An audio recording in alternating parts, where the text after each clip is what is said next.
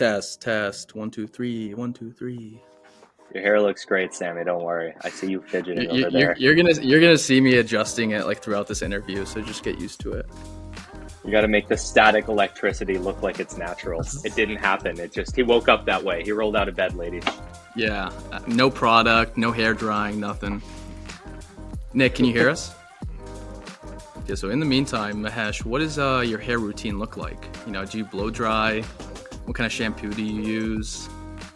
My hair routine is not looking like I'm balding. Like that is most like men over 26's hair routine. That cover a couple of the grays, make it look voluminous. Shit's good. Nick is fitting in with the meta as well. He's got a great head of hair. I can hear you guys now. Oh, okay, there he is. It's very difficult to maintain though. It's very thick, it's coarse. If I don't cut it very frequently, it turns into this big helmet. It's a problem. So, yesterday, we're all aware of this by now, but it's pretty clear. It's obvious right now that the SEC got SIM swapped, right? And that led to that fake Bitcoin ETF announcement, which just, wrecked a lot of participants within markets.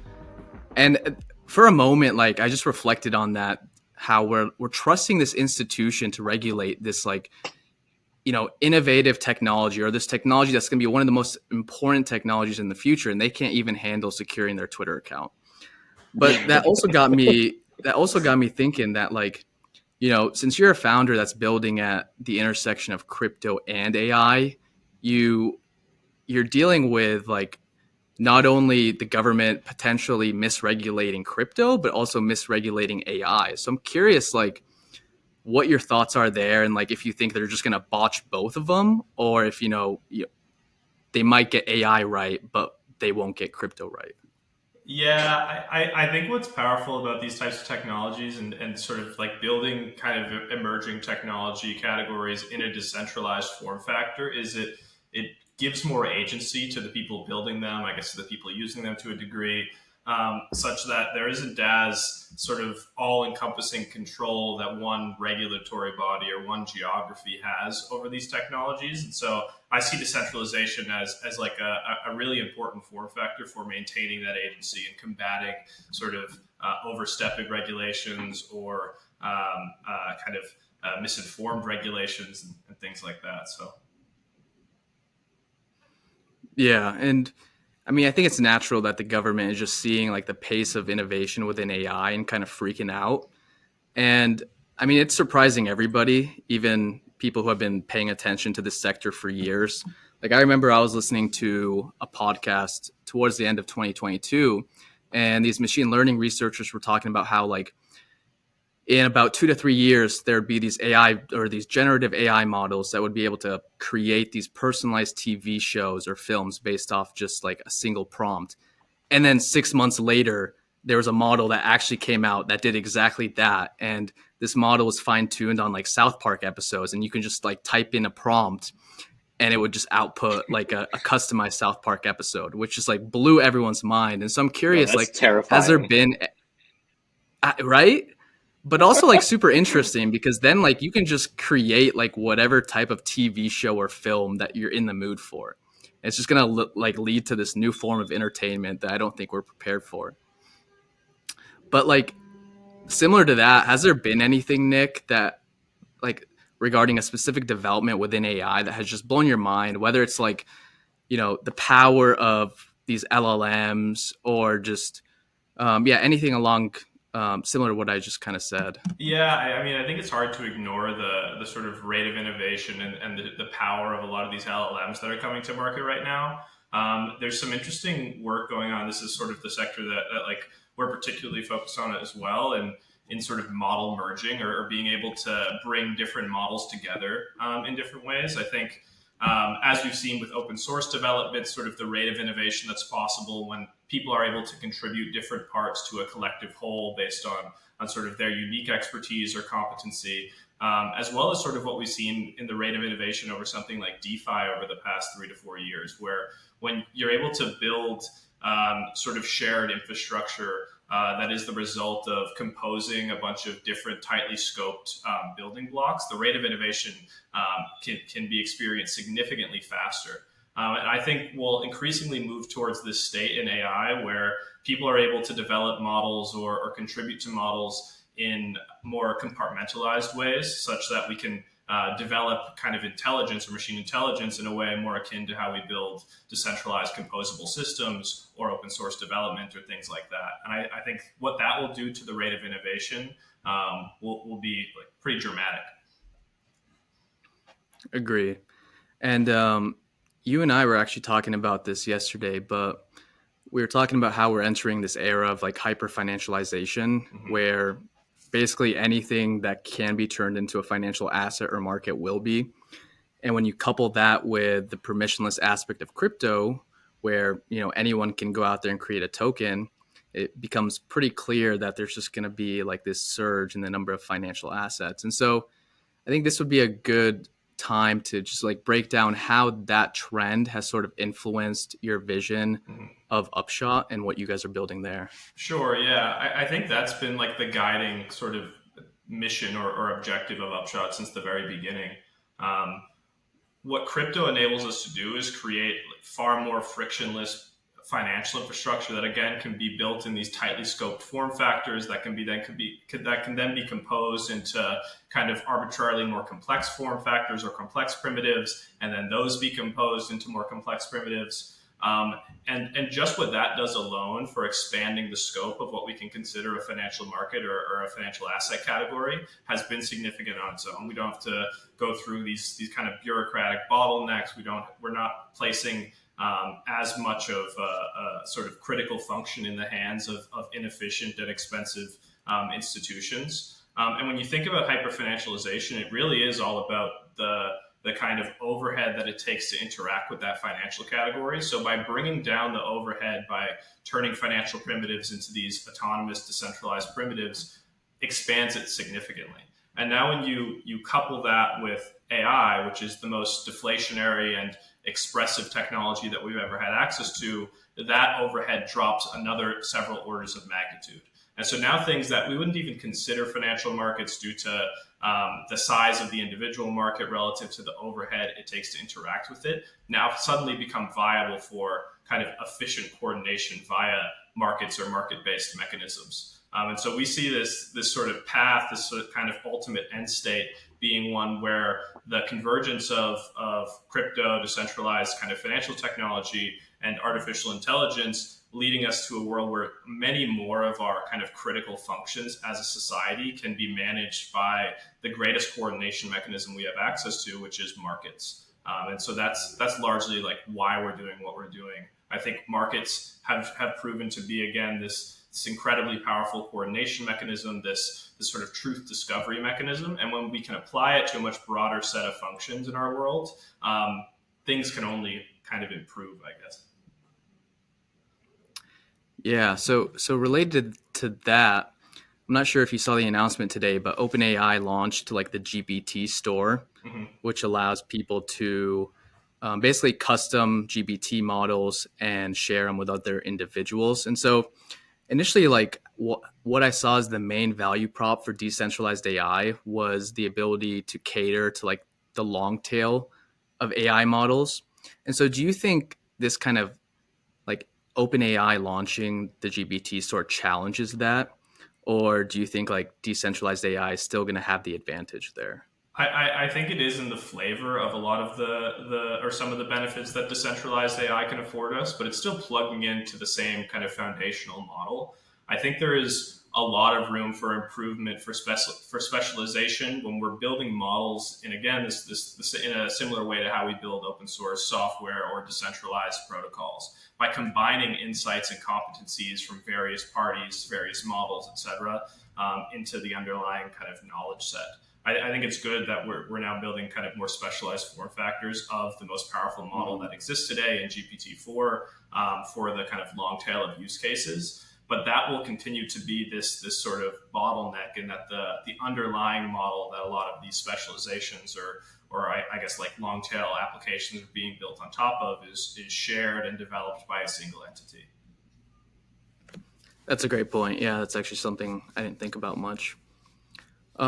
So going back to Upshot, so the original mission there was to address the challenges of pricing long tail assets, right? And you guys started with NFTs.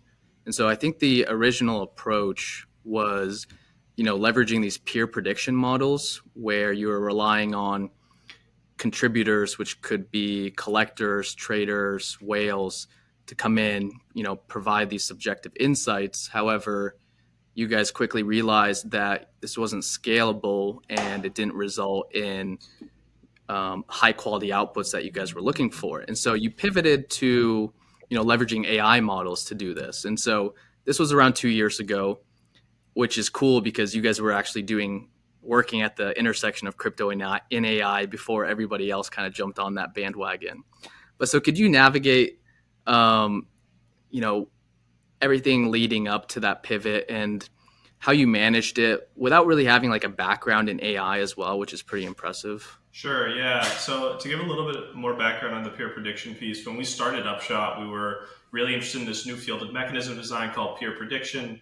And for anyone who doesn't know, it's a field of research that focuses on eliciting kind of honest responses in the absence of a ground truth. So that can be for purely subjective questions like, do you like this thing or do you like this thing? Or for questions that maybe do have a ground truth, but when they're asked in a setting where that ground truth is inaccessible, like on a blockchain where we don't have access to the ground truth. And you do so by looking at the kind of structure of information in unique ways, leveraging some interesting information theoretic devices. And our thought was, let's take this mechanism or this protocol that we built around peer prediction to solve what we kind of anticipated to be a pretty important problem, which was producing more efficient markets and specifically more efficient price feeds for long tail assets. At the time, NFTs were just starting to pick up in popularity, and NFTs are this type of asset that are non-fungible and they're low velocity. They don't change hands very often. And so the market alone is not a kind of sufficient price discovery mechanism. We need to supplement the market to produce the kind of real-time price feeds and reliable price discovery tools to make these long tail markets more efficient and more compatible with other financial primitives like derivative markets such as perps, lending, options, etc. And so we built this initial application on this peer prediction mechanism where people who had some insight in pricing NFTs would come and share their perspective on what the value of different NFTs were. It played a bit like hot or not for NFTs. People would show up, they would be shown two NFTs and asked which one is more valuable, or they would be given a single NFT and asked what kind of value range does the value of this NFT fall within. And what we quickly found is that asking humans these questions via such like a mechanical means doesn't scale very well. It takes a bunch of sort of repetitive questions to get to kind of any notion of absolute price. And also like we just have limited kind of cognitive bandwidth in assessing these things. And so the predictions weren't very accurate. And so around then we decided like AI, ML models are like a very powerful tool for addressing this problem specifically. They can make sense of a bunch of information in a really sophisticated and informed way. So we can produce these real-time price feeds for a large number of long-tail assets, regardless of how frequently they trade on the open market. And I think we've seen through a lot of crypto that price feeds really are a critical piece in realizing a lot of more interesting financial infrastructure for assets. With a price feed, you can spin up a synthetic representation of an asset. You can spin up perpetuals, other types of derivative instruments around these assets. And so we spent the following 2 to 2.5 years building some of the best models in the space for pricing assets, regardless of how frequently they trade on the open market. I think today we price north of 400 million assets with like a kind of confidence range north of 95%. So that means like we're around like 1 to 5% off from predicting the next sale price for like our most accurately predicted assets. And when we started this, the goal was let's build these models to bootstrap an eventual network built on the same sort of primitives or insights that we had built into this peer prediction mechanism, such to solve the problems of humans being the primary actors in that type of network. Now we can have these AI agents or these ML models be the participants that are coming together and reaching consensus on increasingly subjective questions, like what is the price of some nebulous asset, like an NFT or like some other type of long tail asset. And so what we're doing now is sort of bringing together these previous two kind of eras of research and development that we've been pursuing in creating a more decentralized network of AI agents and ML models that can reach consensus on like a increasingly large breadth of problems. Yeah, no, it's really impressive how, accurately you guys are predicting these prices. So let's take like the NFT appraisal models as an example. What kind of data is being ingested in order to like make these predictions? Is it just like, previous sale history of a specific collection, or are you ingesting like multiple collections in? So yeah, if you could just kind of walk through what type of data is going into that. Yeah, So a sorry, lot. not to interrupt you. It might actually be helpful to take a step back and like frame it in the context of the broader system, because I think for me as an example, Sammy's super deep on Upshot. I totally understand what you do, but I would be really, really helpful to like have a more macro example of like how you would go about pricing an NFT and then how the models are competing in the background to sort of come to some of these price predictions, if you don't mind. Sure, yeah. So yeah, I'll start with the models, then we'll get into the kind of competing models, the more recent work. But essentially, like what the models in the NFT kind of context are doing is they're taking to a bunch of information around kind of metadata. So the different traits that make up these NFTs are really important for pricing them. Doing additional work to sort of autonomously identify what we call meta traits. So maybe traits or attributes that make up these assets that aren't explicitly defined in the metadata, because those often have an influence on the price.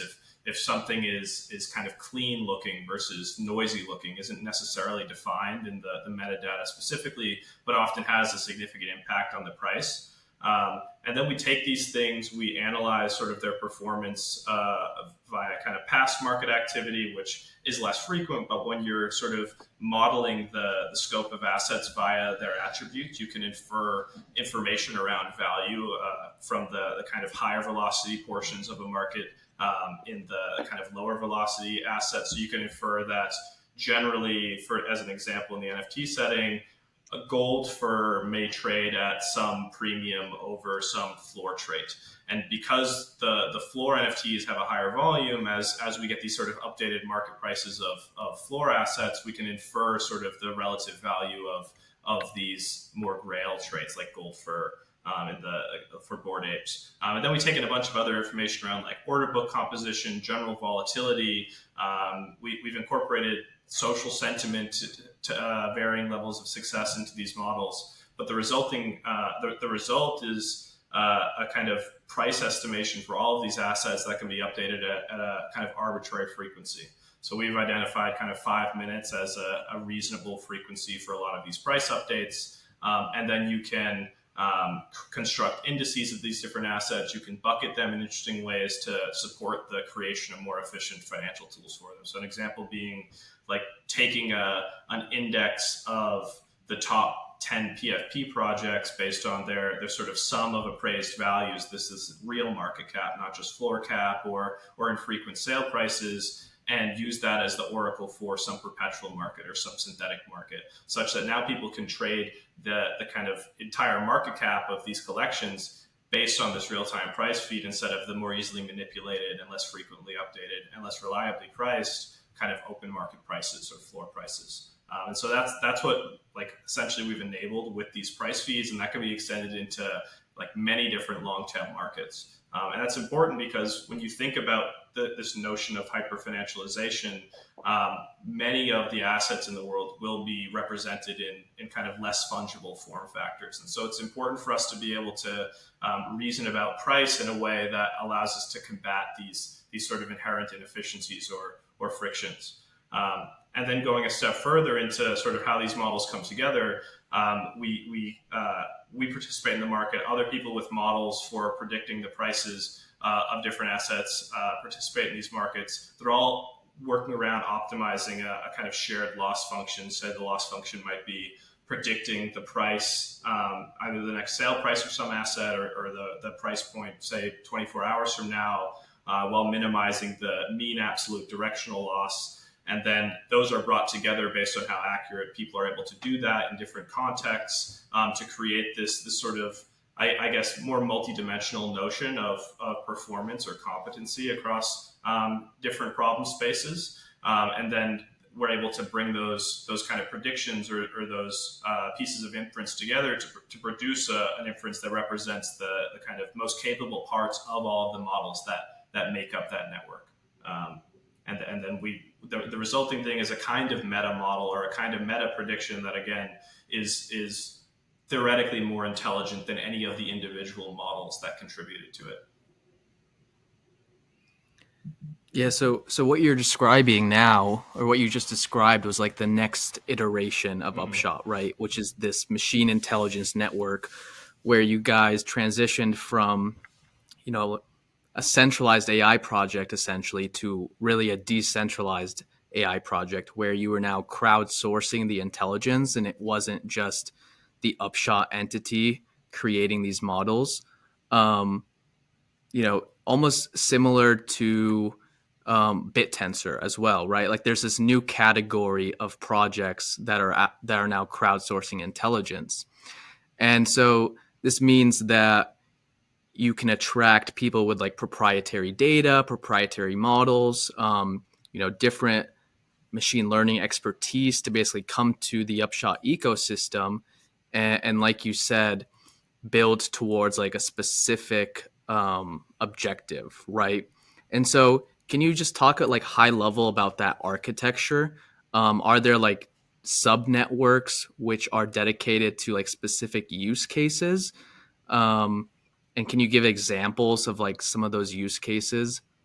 Sure. Yeah. So what the network is broken up of is essentially these different topics. I think you could think about them as slightly more narrow sub networks where it's a specific kind of objective. There's a specific loss function. There may be even more specific context around the problems trying to be solved by the models in that topic or like more tightly scoped sub network. And so an example might be predicting the price of ETH to USD 48 hours from now. Another example might be constructing a portfolio of assets from this universe of assets. Maybe it's the top 50 tokens by market cap, and the objective function is maximizing your Sharpe ratio, so maximizing the returns of that portfolio relative to risk. And then these different model creators with insights around these things would be contributing kind of intelligence or predictions in these cases to these different topics. People providing economic security to the network would be weighing these different participants based on how well they've contributed to that objective relative to others. They're scored or they're sort of assessed in their honesty, leveraging these peer prediction mechanisms that are looking at the structure of information in their assessments. And then resulting applications get this aggregated view as a result of these scores and the predictions that came through the network. I think an important piece that we're focused on is a real bias around financial applications of decentralized AI, because I think crypto is largely a financial innovation. I think even if you disagree with that, something that's less disputable is that almost all of crypto's product market fit has come from financial use cases, and AI is a kind of critical component of creating more expressive and efficient financial tooling. And by creating systems that enable AI or that are optimized for AI to improve financial applications, we're able to realize a lot of those benefits. And then as sort of like a secondary benefit of focusing on financial applications outside of narrowing the scope of mechanism design and sort of the things we have to optimize around is many financial models just are more tractable or kind of smaller in scale than these massive scale generative models. And that allows us to bring them online in form factors that are more conducive for kind of trustless or verifiable applications. So we can leverage like zk proofs to verify the inference of some tree-based model that is maybe more optimal for a financial setting, whereas many of these generative models are still far too large to be kind of composed in these more verifiable or trustless form factors. And I think that sort of trustless or verifiable form factor is incredibly important for realizing the practical benefits of how AI interacts or is integrated with our broader decentralized ecosystem. Otherwise, we're just trusting these black boxes, regardless of whether they're aggregated in a network or coming from a single entity. Yeah, no, that's a great point regarding ZK proofs. Um, and because of how computationally intensive these AI models are, they just inherently can't be run on chain. Yeah. And I think I was reading through Modulus Labs' research, and they were estimating that, to run, for example, an appraisal model that Upshot has on chain via Ethereum would cost about $1 million in gas fees, which is just ridiculous. And so, do you think for most AI applications, they will all require some sort of like verification regarding an inference? Or do you think it's going to be like specific use cases or I, like based on specific use cases? Yeah, I think it becomes like especially important in financial applications that ultimately manage large amounts of capital. I think like things like reputation and having identity tied to model creators at smaller scale applications is often a sufficient protection against manipulation of bringing kind of inference on chain or into different applications. But as we're dealing with financial applications and as those financial applications scale, there is an increasing incentive to manipulate the output of those models, and in turn an increasing need to have some ability to verify that output or that model is being run as advertised. And so from my perspective, if a lot of crypto is innovating in the financial sectors, and if a lot of in turn AI is going to be brought on chain or intersect with crypto in financial use cases, having an ability to create verifiable AI infrastructure is comparably important as well. Yeah, my understanding right now, though, is that, generating these proofs is quite expensive.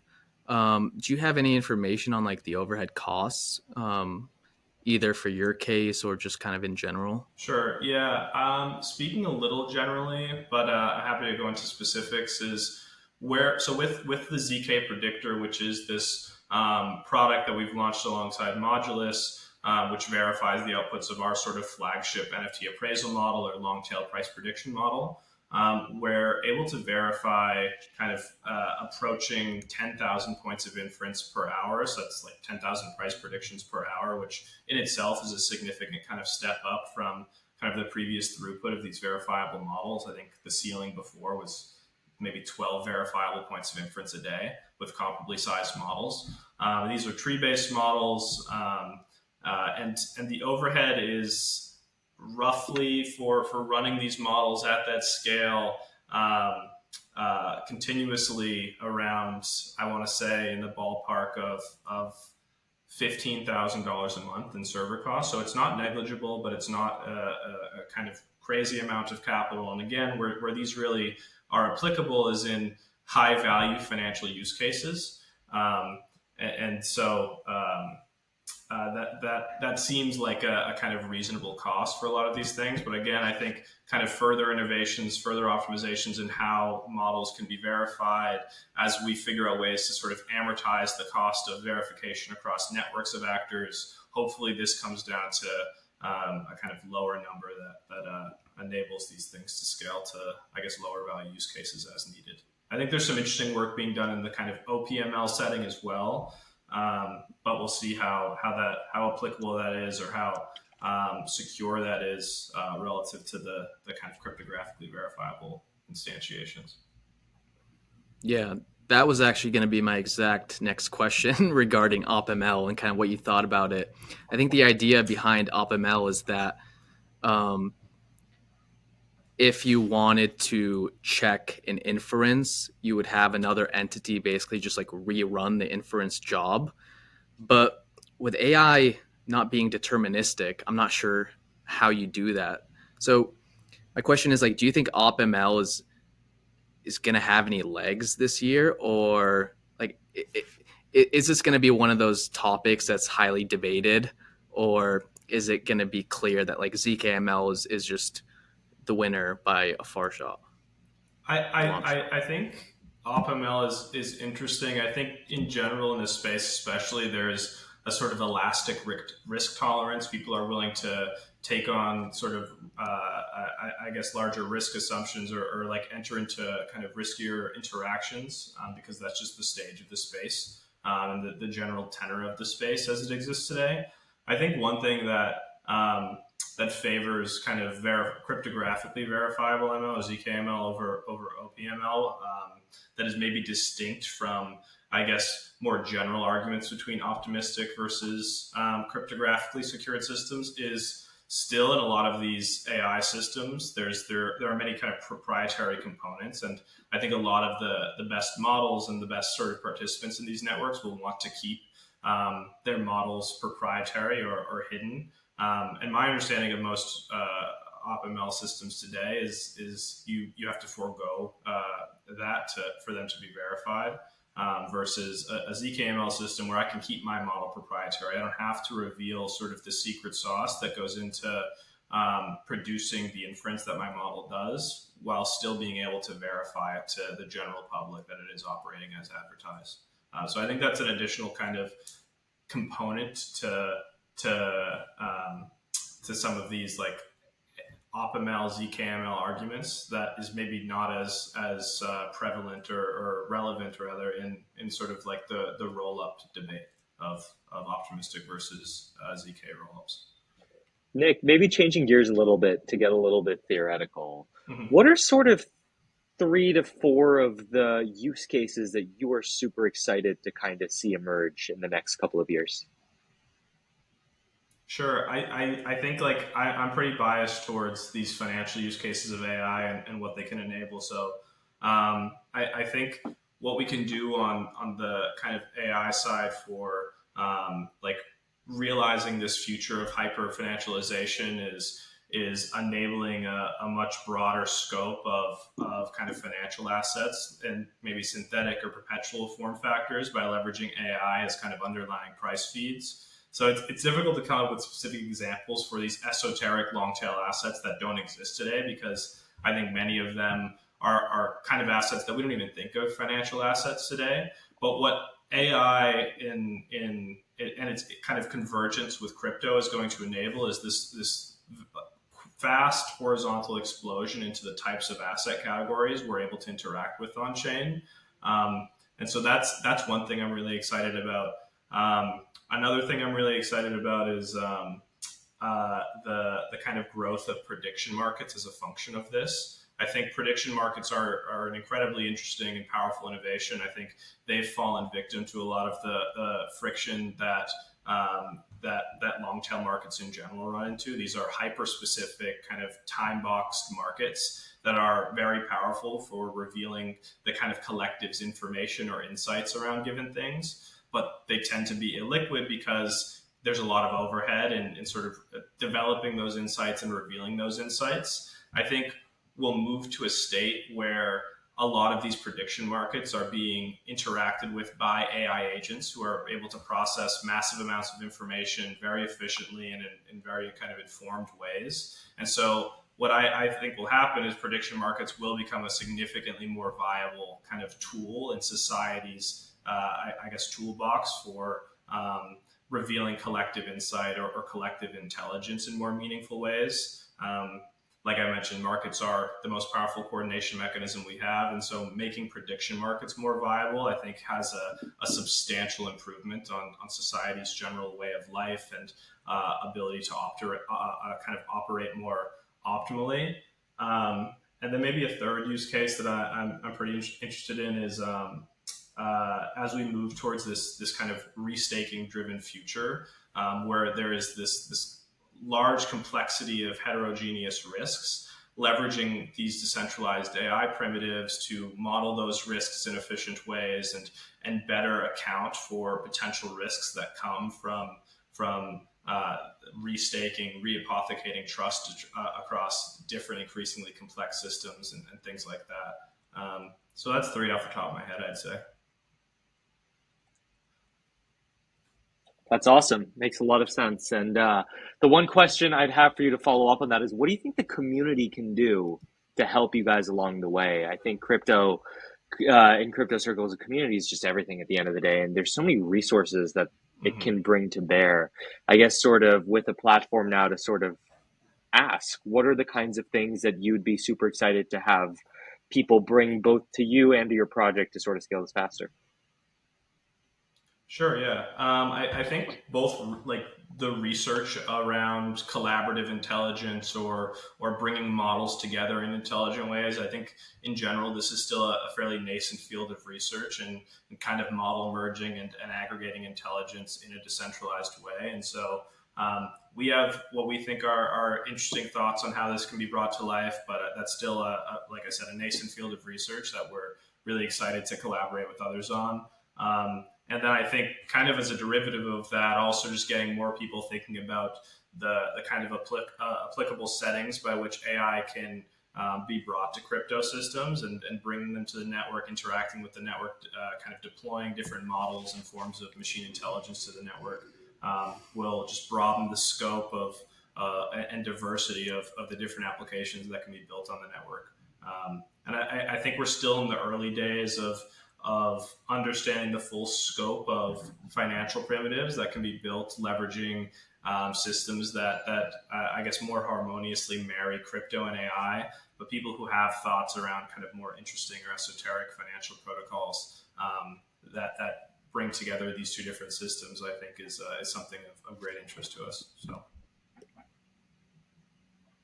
Yeah, and then I guess one last thing I'll add is I'm excited to see like how the decentralized AI space develops in terms of contributors bringing like proprietary data sets to these crowdsourced intelligence networks, because I think that's going to heavily influence the like output or performance of these models. And right now, I don't think there's like a good way to do this where you don't risk leaking like proprietary data. And so that's something I'm keeping an eye on. I don't know if Upshot has a solution to this. Um, but yeah, something in general that I'm kind of looking forward to seeing.